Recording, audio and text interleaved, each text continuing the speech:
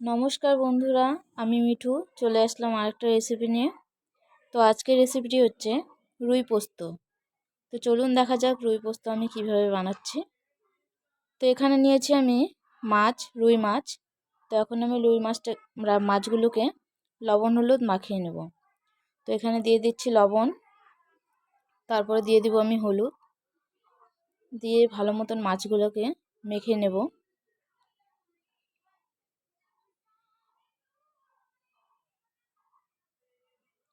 তো বন্ধুরা, এখনও পর্যন্ত আমার পেজটিকে যারা যারা ফলো করোনি তারা অবশ্যই ফলো করে দেবে, আর যারা ফলো করেছেন তাদের অনেক অনেক ধন্যবাদ।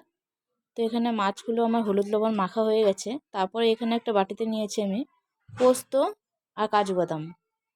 কাজু বাদামগুলোকে আমি 10 থেকে 15 মিনিট ভিজিয়ে রাখবো, যাতে পেস্ট করার সময় খুব সুন্দরভাবে পেস্ট হয়ে যায়। তো এটাকে আমি রেখে দিলাম। তারপর আমি নিয়ে নিয়েছি এখানে টমেটো, কাঁচা লঙ্কা আর পেঁয়াজগুলোকে আমি ঝুড়ি ঝুড়ি করে কেটে নেব, আর লঙ্কা টমেটোটাকে আলাদা আলাদাভাবে পেস্ট করে নেব।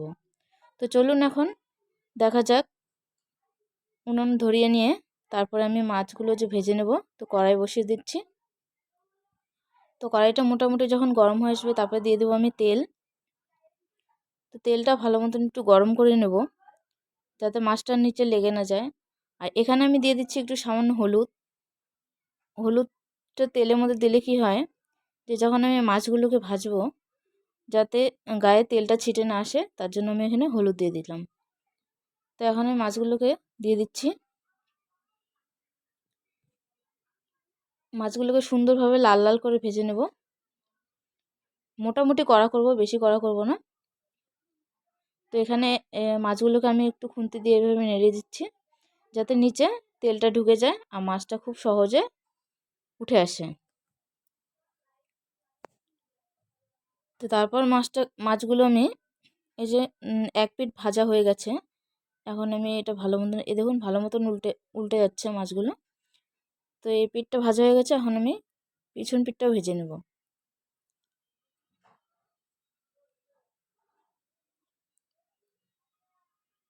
মাছগুলো মোটামুটি ভাজা হয়ে এসছে, এখন আমি তুলে নিচ্ছি। তো মাছগুলো তুলে নেওয়ার পরে আরও যে আমার বাকি মাছগুলো যে ছিল আমি আবার সেমভাবে ভেজে নেব। তো এখানে মাছগুলো আমি দিয়ে দিচ্ছি।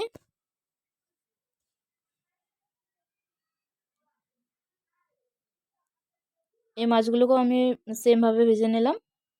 তো এখন ভাজা হয়ে গেছে, এখন আমি তুলে দিচ্ছি।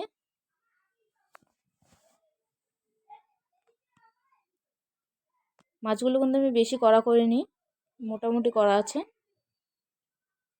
তো এখন আমার এখানে এতগুলো তেল লাগবে না, তো তেলটাকে আমি একটু কমিয়ে নিলাম।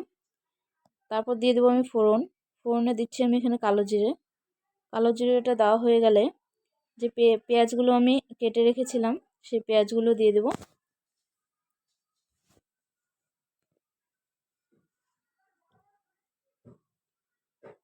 তো এখানে ঝুরি করে পেঁয়াজগুলো আমি দিয়ে দিচ্ছি। পেঁয়াজগুলোকে দিয়ে ভালো মতন একটু নেড়ে দেব।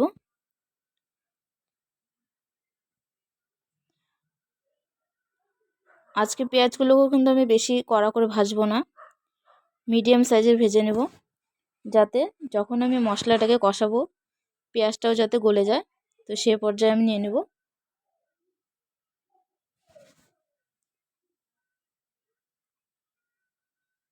তো পেঁয়াজগুলো মোটামুটি আমার নরম হয়ে এসছে।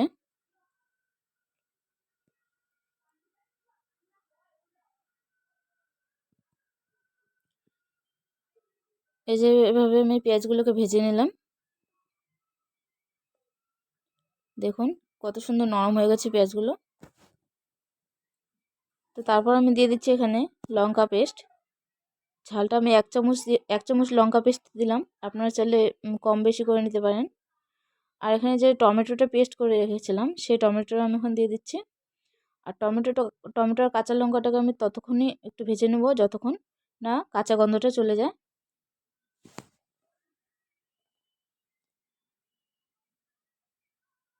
পেঁয়াজ আর টমেটোটাকে একটু ভালো মতন কষিয়ে নিচ্ছি এখানে।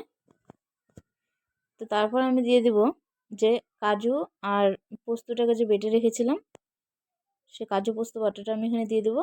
দিয়ে আমি একটু নাড়তে নাড়তে ভালো মতন কষিয়ে নেব। তো বন্ধুরা, এখানে কিন্তু আমি কোনো মশলা ইউজ করিনি। অন্য কোনো মশলা দিলে যে কাজু আর পোস্তটা যে আমি দিয়েছি তার ফ্লেভারটা নষ্ট হয়ে যাবে, তাই কোনো মশলা ইউজ করছি না। আর এখানে দিয়ে দিচ্ছি আমি স্বাদ মতো লবণ আর একটু হলুদ গুঁড়ো। তো লবণ হলুদটা দেওয়ার পরে তারপর আমি আবার ভালো মতন কষিয়ে নেব। এভাবে একটু পরপর আমি নাড়তে থাকবো। তো দেখুন মশলা থেকে তেল ছেড়ে দিয়েছে। তো মোটামুটি এখানে মশলাটা কষানো হয়ে গেছে। তারপর দিয়ে দিচ্ছি আমি এখানে সামান্য চিনি। আমি এখানে চিনি দিচ্ছি, আপনার চাইলে চিনি দিতেও পারেন আবার নাও দিতে পারেন।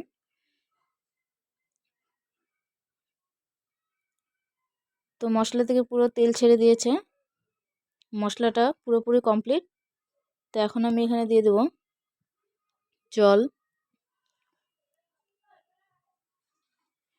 জলটা আমি একটু কম করে দিলাম, কারণ এটা গ্রেভিটা একটু গাঢ় হবে।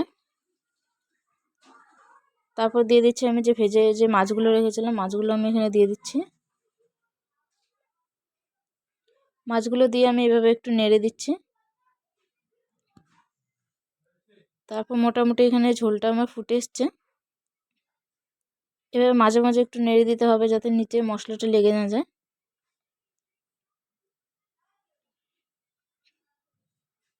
তো দেখুন বন্ধুরা, আমার রান্নাটা মোটামুটি কমপ্লিট, পুরো তেল ছেড়ে দিয়েছে। আর এরকম একটু গাঢ়ভাবে বানাচ্ছি। তো রান্নাটা আমার কমপ্লিট। এখন আমি উপর দিয়ে ধনেপাতা ছড়িয়ে দিয়ে আমি এটাকে নামিয়ে নেব।